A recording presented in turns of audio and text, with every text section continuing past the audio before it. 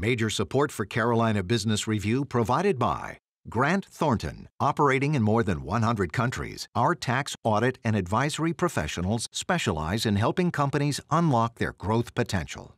Colonial Life, providing benefits to employees to help them protect their family, their finances, and their futures.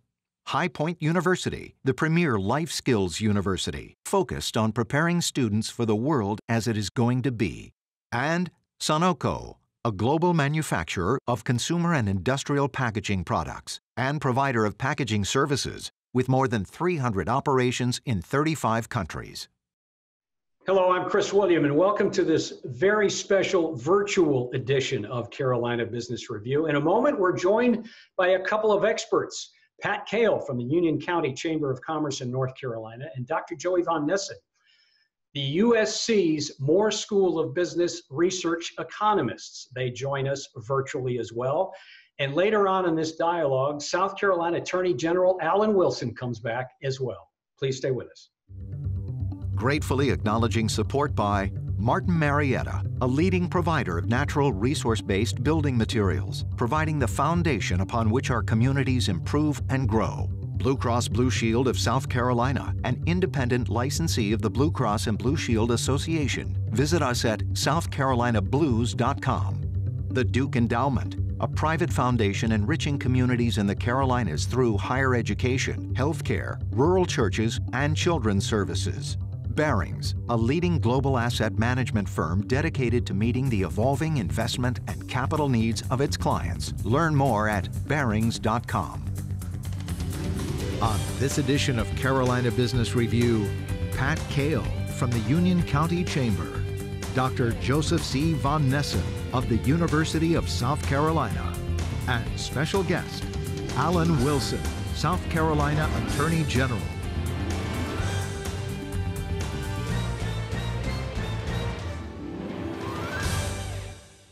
Well, folks, welcome to the program. Thank you for joining us virtually, and you both look healthy. Dr. Van Nessen, I'm going to start with you. Have you ever seen unemployment rates like this? Have you ever heard about unemployment rates like this? Well, we certainly haven't seen the unemployment rate spike like this in many decades. In the 1970s, that was the last time we saw something comparable to this. And the reason is that this is a very unique situation. It's not so much like a recession, I would say, is it's more appropriate to think of it as a natural disaster. So consider a major storm or a hurricane, as we might see in South Carolina or North Carolina. And it's a situation where we see this rapid shutdown of most business activity to prepare for that. So it's far more intense than what we're used to seeing in terms of a normal economic contraction, but it's still unknown as to whether the duration will be comparable to previous recessions like the Great Recession in 2008, or whether we'll see a more rapid recovery. Pat, you're in a community in Monroe, North Carolina, Union County, North Carolina. It's not a big town, not a small town, but you tend to be this bridge community between larger urban cores and rural Carolinas. As Joey just described the unemployment rate, what is the feel like in a community like Union County, North Carolina, and surrounding rural counties? Wow, that's a great question. It's such an unusual time, as Joey said. For us, Union County has about 240,000 people in it, and a mixed, very diverse business community. Our manufacturers, many of them are doing great business right now, and they're continuing on, obviously doing business differently around safety, so forth, but they're manufacturing. Some have even shifted their lines to manufacture things that are needed right now: hand sanitizer, face shields, masks. But there's a lot of fear, especially among small businesses. As you know, restaurants, retail, service, many businesses are affected so dramatically. And so the best way I can describe it, business hates uncertainty. I think we all agree with that. And this is the most uncertain time I think we've been in, probably certainly in my career, even thinking about the recession. We know what the cause is. And up until here, in today's world, we had an economy that was strong in today's terms. And suddenly it came to a screeching halt. And there's just a lot of uncertainty and a lot of fear. Yeah, so Pat, thank you. Joey, I want to come back to something that Pat said. She talked about the uncertainty of it. And And I know we know front and center hospitality has been eviscerated when it comes to workforce and jobs. How does that sense of loss statistically, but also even emotionally, how does it manifest itself in other businesses? Will we see that kind of job loss? Or is it more of the fear of uncertainty or the fear that it could happen somewhere else? Well, I think fear is a big component of this, and that is going to partially drive how long it takes for us to begin to recover. Because even if we see the social distancing guidelines relaxed, once we see the pandemic begin to abate, there is still that fear of people, whether or not they're going to want to go out in public and go to a movie or get their hair cut or go about their normal daily lives without the fear of getting sick, or if they do get sick, the fear of not being able to be effectively treated. So that fear is necessary to overcome in order for us to get to a more stable situation where we're recovering at a steady rate. And the other thing I would say is that on the business side, we are looking to see whether or not these small businesses, again, especially small businesses, are able to wait out this process of time out until they get to the point where they can begin to rebound, and whether or not that's going to happen or not, or whether they're going to go into bankruptcy. Again, another area of uncertainty that is driving this fear. So let me take that back to you, Pat. We're taping this as of Friday morning, April 3rd. This is the first full day that small businesses can apply for the fiscal help and the stimulus. What have you heard so far about the PPP, the payroll or the Paycheck Protection Program? Are people excited, doesn't say it, but are they hopeful that that is going to be a bridge for them? I think it's a combination of two things. And back to Joey's comments, the fear, I think, is around the health side of it, but it's equally around the economic side of it for these business people. So back to the PPP, I think there is a hope that program will offer some help and some much needed resource, especially again for small businesses. However, any time the government rolls out something this fast, I think there were some conversations yesterday with a couple of bankers who have tons of questions because they don't know how this is going to work. So I think there's hope that this will help. But again, the fear comes back into play, as Joey said, in the time. People do not know how long this is going to last. And even if when we come out the other side, how long will it take to ramp up? And I think to Joey's point too, how we do business is going to, I think, change going forward. These small businesses who've been reliant upon you coming into a brick and mortar location only, I think those days are gone. Our businesses are going to have to diversify how they communicate and work with their customer. I think this also has shown that human interaction is so needed, right? I think we're all are really hungry for that. But how we do it may be very different in the future. But back to PPP, I think there's a lot of hope, a lot of uncertainty, and a whole lot of questions right now. And I think time will tell on that. You know, Joey, the fear has shown up, as you well know, and I'm not trying to tell you something you don't already know, but the fear has shown up in the supply shock and the demand shock. Great example, toilet paper, Lysol, wipes, et cetera, et cetera. So when we talk about the supply chain and the demand, when do you think that the inventory will meet the demand, or the demand starts to diminish because people's personal stocks of some of these personal items has finally been to a point where they feel comfortable about having enough on hand? I think that's the word. The word is comfort. When are they comfortable that there are no shortages of most of the stock goods that they see in the grocery store? And when they recognize, for example, paper products is the biggest one right now, that you never see it on grocery shelves unless you're there at a specific time of day.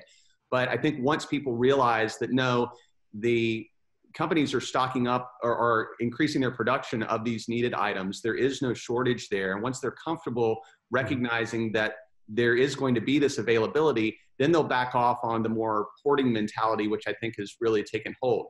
The good news right now is that we really aren't seeing any major shortages of of products that you typically see in the grocery store, staple goods that we typically see people stock up on during a natural disaster. So that's important to keep in mind and to keep into perspective. And I think as the public realizes that more generally, we'll slowly see the in-stock items return to normal. When do you think that is? 2 weeks, 1 week, 4 weeks? I'd say probably a matter of weeks, yes, into later spring. It's hard to say exactly, but I think sooner rather than later. Okay.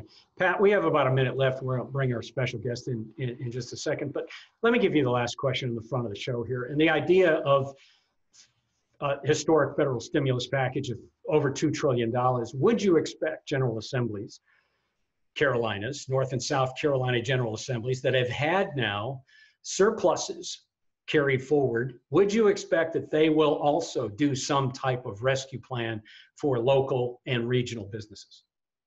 I hope so. I hope that they do consider our business community, again, depending on the length of this, but I think there's an opportunity there. Fortunately, we do have a surplus. Fortunately, we have reserves, and I think there is an opportunity, and how they target that will be very interesting to see, but I think so. Okay. All right. Well, thank you. Joey, Pat, please stay with us. Joining us now from his office in the capital of South Carolina, he is the State Attorney General, third term. He joins us now virtually, the Honorable Alan Wilson. So, Mr. Attorney General, welcome again to this dialogue. Thank you for taking the time. It looks like you are staying safe and staying in place, at least in your office. I hope you are washing your hands. Yeah, absolutely. We're exercising all the social distancing measures and being clean and doing everything we're supposed to do. So, Your Honor, Governor McMaster is one of the few governors in the country that has not yet written an executive order, made an executive order to stay in place. A couple questions around that. First of all, would you expect him to make that decision? And the second part is more of an enforcement question around if that order is given, how does, not just the AG's office, but how do you enforce people to stay in place? Well, first off, as it relates to the governor, it would be speculation on my part to presume what he's going to do. I do talk to the governor frequently, and I know that he is constantly doing a balancing of, what is in the best interest of the state as it relates to how do we curb the spread of the coronavirus in South Carolina, as well as our partner states that are adjacent to us. I know that he's very concerned about, the spread as well as destroying the economy, because there are real lives affected by that, as well as the coronavirus itself. As to whether or not he will do a shelter in place like our sister states have done would be speculation on my part. But I know that he is listening to the authorities around South Carolina regarding what he should and should not do. As it relates to the governor's authority to have control over what happens in South Carolina, last week we issued an opinion. And there was a lot of talk on both sides of the issue. A lot of people disagreed. A lot of people agreed with us. But basically, the opinion said this. Our opinion, we looked at the law that was written in the 1970s, and basically, local governments have the ability to implement their own emergency measures, shelter in place, curfews, things like that under the home rule laws. However, during a statewide emergency, when the governor declares a statewide emergency, all of those local ordinances take a back seat to a statewide emergency order. Otherwise, you'd have competing emergency declarations all over South Carolina. So when the governor declared a statewide emergency, all local authority kind of diluted and went to the governor. With that being said, we put out an opinion telling local cities that if you pass a local ordinance that does a shelter in place or has an emergency power to it, you hurt somebody, you cause damages to their business, or you unlawfully arrest them, you could be liable if someone should bring a lawsuit against you in the future. We're not going to bring the lawsuit, not during emergency declaration, in light of the fact that most courts have been effectively shut down. But at some point in the future, you could have legal liability. But we kind of admonished the cities, hey, be aware, this is your legal exposure. We also told the citizens in South Carolina, even if your city passes an ordinance, under South Carolina law, those ordinances are deemed valid and legal until they're thrown out by a court. So we don't want civil unrest. So two things can be true at once. A city can pass an unlawful ordinance, but until it's thrown out by a court, citizens should follow it because we don't want civil unrest. And so we put that out, and that created a little bit of confusion because people didn't understand that. But that's kind of what the law says in South Carolina. I didn't write it.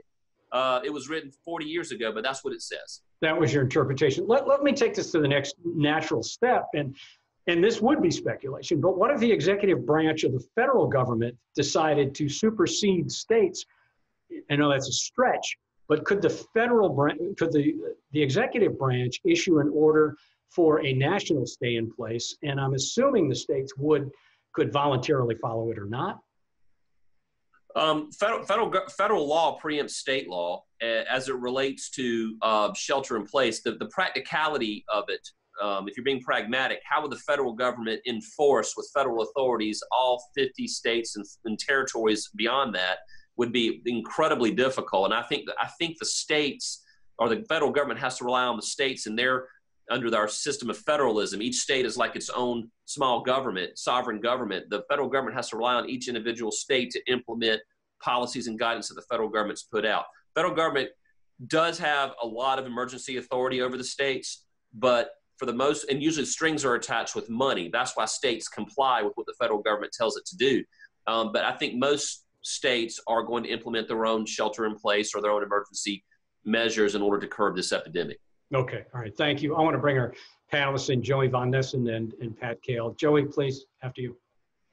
Mr. Wilson, I was curious if you had any thoughts or could comment on price gouging, whether you've seen any evidence of that or how businesses or the public would bring that to your attention or to your office's attention if that were something that they saw. Yeah, that's a great question. So yes, price gouging, whenever there's a state of emergency declared, price gouging laws go into effect. Our office is charged with managing that list of complaints that come in. We don't have our own police force. We have to rely on local law enforcement, state law enforcement authorities to go out and physically look at it. To date, since the emergency was declared over 2 weeks ago, we've gotten about close to 600 complaints filed as it relates to price gouging. I haven't reviewed the list, but the people that are managing it in my office tell me that the vast majority of the reports are mostly market fluctuations. There are increases in price due to the increase in demand, but the lowering of the supply. So you're going to have an increase of prices. Under state law, the prices have to be unconscionably high. Unconscionable is a very vague term. One person's unconscionable is another person's just price fluctuation in the free market.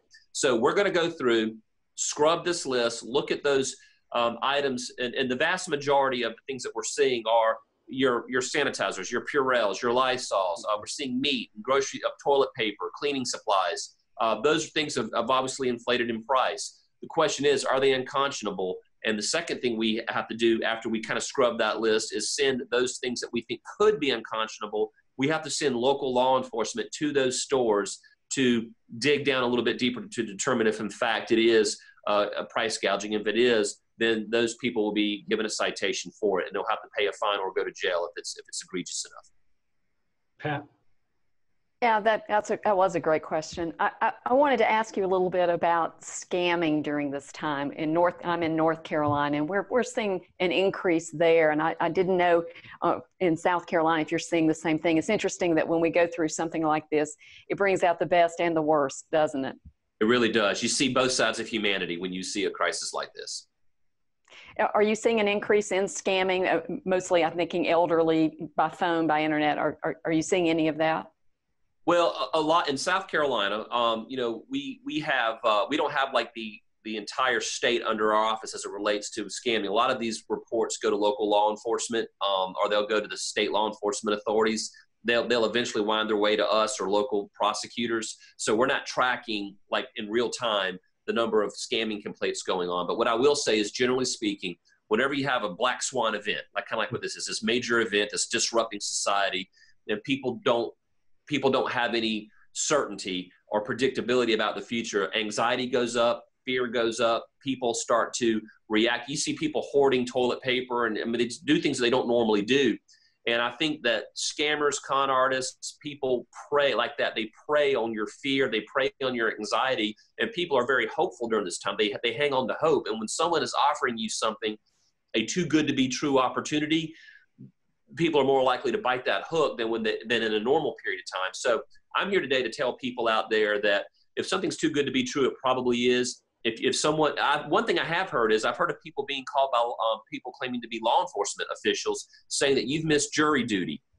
You know, and they're like, well, I've been shut in my house. They're like, well, you were supposed to show up and there's a warrant sent for your arrest and you're going to have to pay a fine. I've heard of that scam out there. You should, if someone is ever calling as law enforcement to threaten you with incarceration or arrest, if you don't pay a fine, you should hang up with them. You should basically say, listen, I'm going to call, tell me who you're with. I will call you back at the number that I find and inspect what you expect as it relates to that. Don't take on face value that law enforcement is going to call you or send you an email and expect you to give them money. That's not how it works.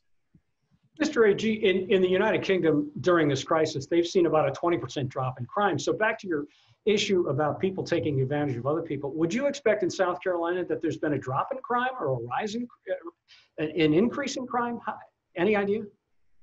Well, I mean, I think there's a couple of factors at play here. And I talked about a moment ago in the previous question regarding people's fears. And, you know, when people are afraid and there's a lot of anxiety, people are losing their jobs, especially people who live on the bubble. You know, usually when people commit property crimes or theft crimes or fraud crimes, sometimes it's because they're bad people. Sometimes it's because they're desperate people. And I think as you see people becoming desperate out there around the globe and around the country and even in South Carolina, you might see people saying, hey, I've lost my job. I can't pay my mortgage. I can't buy groceries. My children are going to starve. So their options are my children starve or I go out and, you know, get some money somehow. So right now I'm purely speculating, but generally speaking, when people become desperate, they do things they normally wouldn't do. When people are scared, even if they're not going to break the law, they become susceptible to people who try to exploit them.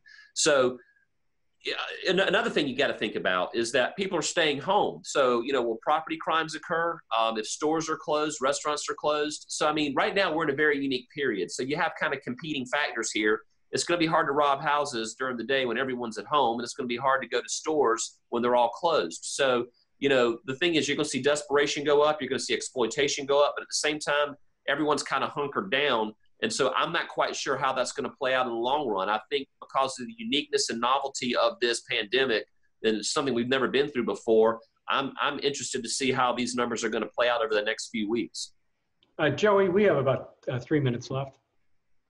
Are there other things, Mr. Wilson, that you would recommend that small businesses especially be on the lookout for in terms of what they might be overlooking regarding some of these new executive orders or new regulations, and just in terms of general advice to help them avoid going afoul of the law for things that they may not even be aware of? You know, it's not so much what I tell you to do, it's knowing where to go to get the answers. If you go to the South Carolina governor's website, all of his executive orders are published there. If you have questions about whether or not, you know, there's all these orders about essential versus non-essential businesses, who can be open, who can't be open.